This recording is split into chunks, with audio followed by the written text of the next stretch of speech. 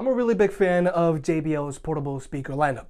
They sound great and you can take them almost anywhere because they're pretty durable and they have long-lasting batteries. But a portable speaker means you're paying extra for that added durability and built-in battery. And if you're just looking for a speaker for at-home use, you're really only concerned about is sound. So that's where something like the Stanmore 2 comes in. It's slightly bigger than the Xtreme 2, but it gives the Boombox a run for its money when it comes to sound quality and bass. Before I started using NordVPN, I would never use public Wi-Fi because I didn't want to risk having my data exposed. Which meant anytime I traveled or was in a dead zone in the city, I would have little to no internet on my phone. But now with NordVPN's military-grade encryption, I can use public Wi-Fi and know that my data is safe from would-be hackers. NordVPN can do a lot more, but this is one of the main reasons I use them. See how you can enjoy 3 years of online security for only $2.99 a month by clicking on the link in the description down below. Just so we're clear, we're going to be focusing on the non-voice assistant enabled Marshall Stanmore 2 that retails for $350. If you want to have Alexa or Google Assistant built into your new Marshall speaker, it's going to cost you a $50 premium. And for comparison's sake, the JBL Xtreme 2 typically retails for $300 and the JBL Boombox retails for $450. If you want to pick either of these speakers up, I'll have links in the description down below. I highly suggest you check them out because you never know when these speakers might go on sale.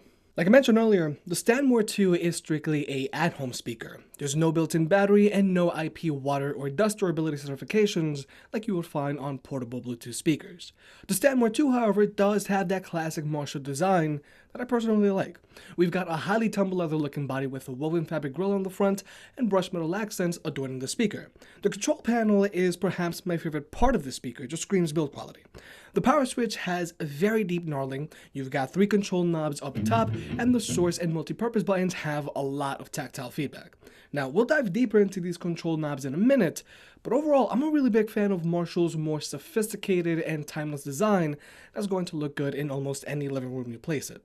Regarding ports, the Stanmore 2 still has a 3.5mm audio jack up top for wired listening.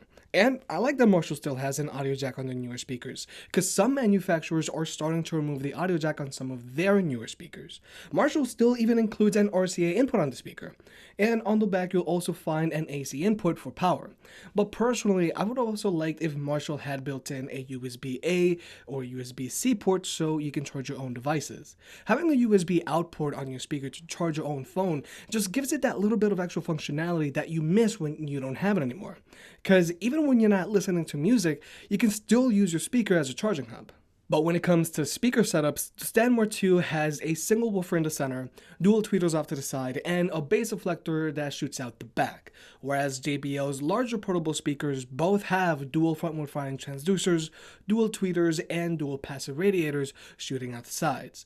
Now, we're going to jump into a sound test. The Boombox is in indoors mode, and the Stanmore 2 is playing with the bass knob set to 7, and the treble is set to 6.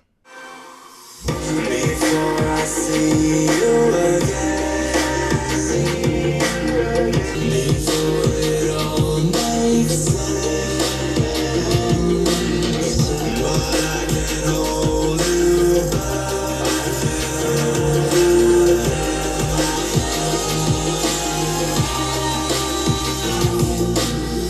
I still don't understand where it came from, but you're back in with the passion. I'm awake with the flame in a hailstorm. I'm back in, I gotta have it. To what you give to me. Listening my clippers, won't you listen to me? When I let you go, just hold you closer. It's a love devotion.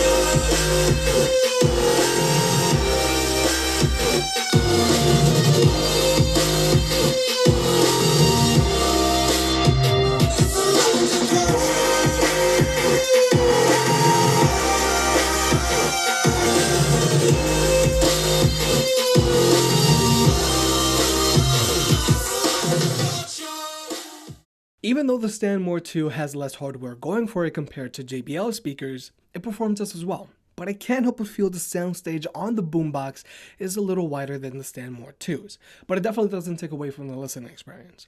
Now, all of Marshall's speakers feature control knobs up top that give you direct control over the speaker's bass and treble. And if you raise the bass all the way up on the speaker, it's going to have more wall-shaking bass than the JBL Boombox, which I know that's what some people are looking for.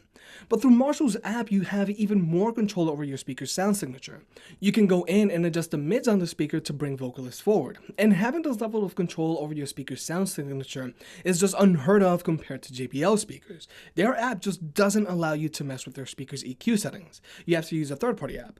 But the Boombox does have an outdoors mode, which lowers the bass and raises the treble so the sound can travel a little farther outdoors. And when it comes to max volume, again, the Stanmore 2 easily gets louder than both the Xtreme 2 and Boombox. It actually gets uncomfortably loud, but that loudness could be useful for people who would like to use the speaker outdoors on a patio or something.